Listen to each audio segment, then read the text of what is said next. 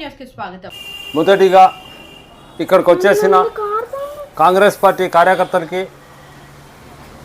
మాజీ పట్టణ అధ్యక్షులు ఖుదాబక్ష్ గారికి, జిల్లా కాంగ్రెస్ పార్టీ ఉపాధ్యక్షుడు చిల్మత్తూరు మోహన్ గాంధీ గారికి, ఇక్కడ హజరత్ గారికి, కొన్ని పేర్లు నాకు తెలుసు, కొన్ని పేర్లు తెలీదు, షౌకత్ గారికి, ఇక్కడికి వచ్చిన అంతా నా కుటుంబ సభ్యులే, నా ఇంటి సభ్యులే. భవిష్య పేరు తెలియకపోయిండొచ్చు, తెలిసి ఒకవేళ మీ పేరు తీయలేకపోయినా కూడా దయచేసి క్షమించండి. నేను ఒకటి, ఇక్కడ యువకులు ఉండేది, భవిష్యత్తులో కాబోయే ఎమ్మెల్యేలు వీరే, కాబోయే ఎంపీలు వీరే. మీ ద్వారా ఒకటి తెలియజేసుకుంటున్నాను. ఇటాలీకు చెందిన సోనియా గాంధీ గారు అంటారు బీజేపీ వాళ్ళు, వాస్తవమే. ఇటాలీకి చెందిన సోనియా గాంధీ వాస్తవమే. కానీ ఇటాలీకు చెందిన సోనియా గాంధీ గారు తమ భర్త ప్రాణాలు త్యాగం చేసింది శ్రీ రాజీవ్ గాంధీ గారికి.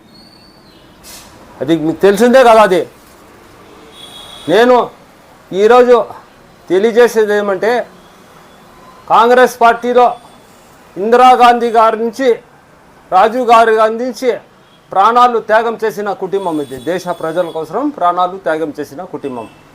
ఈ మధ్య ఎవరో దారింటి పోయి గంగమ్మ మా ఇంటికి రామ్మ అని చెప్పి ఎవరో ఒకటి, మీకు గూడూరు అడ్రస్ తెలీదో లేదో, నేను ఇస్తాను అడ్రస్, కావాల్సింటే మా చిల్మత్తూరు మోహన్ గాంధీ కొత్త బండి తీసుకొని వచ్చినాడు, ఆ బండి ఇప్పిస్తాను. రైల్వే స్టేషన్ దగ్గర సర్దార్ హోటల్ అని ఉంది. ఆ సర్దార్ హోటల్లో తెలుగుదేశం వాళ్ళది, ఇది అంటే నల్లపురెడ్డి శ్రీనివాసరెడ్డి వాళ్ళ అనుచరులది.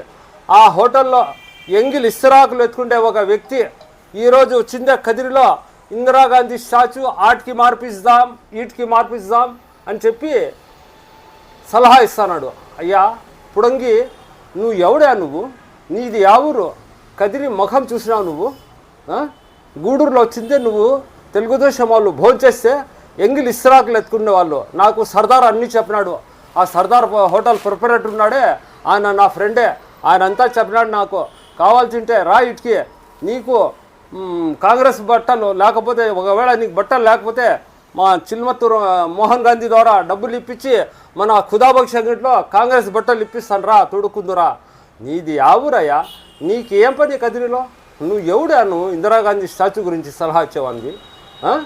నువ్వు వచ్చిందే తెలుగుదేశం వాళ్ళ పల్లకి మోసేవాడివి. నువ్వు ఎవడికో తెలుగుదేశం వాళ్ళు పల్లకి మోసుకునే వాళ్ళకి చెప్పి నువ్వు ఇందిరాగాంధీ స్టాచ్యూ అటు నుంచి జరిపించి వేరే చోట పెడతాడంట. మా జిల్లా కాంగ్రెస్ పార్టీ అధ్యక్షులు శ్రీ ఎన్హెచ్ ఇనాయతుల్లా గారి ఆధ్వర్యంలో, మోహన్ గాంధీ పట్టణ మాజీ అధ్యక్షులు ఖుదాబక్ష్ షౌకత్, ఇక్కడ ఉన్న నా సోదరుల ఆధ్వర్యంలో ఈరోజు రాజీవ్ గాంధీ వర్ధంతి ఘనంగా జరిపించుకుంటున్నాము.